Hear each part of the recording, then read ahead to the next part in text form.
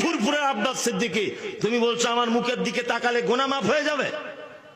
কখনো বলছে আমার নামে দরুদ পড়ো, বদমাইশি করে জায়গা পাও না? হযরত ওমরের জামানায় যদি হতো, হযরত উসমানের জামানা যদি হতো, হযরত আবু বকরের জামানা যদি হতো, তাহলে এদের সব গর্দান কাটা যেত, একজনও বাঁচতে পারতো না, একজনও বেঁচে থাকতে পারতো না।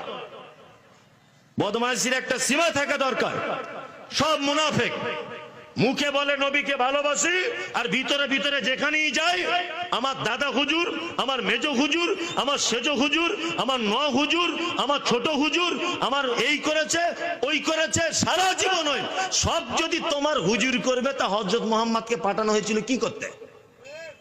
হ্যাঁ, সব তোমার পীর সাহেব করবে, তা হযরত মুহাম্মদকে পাঠানো হয়েছিল কি করতে?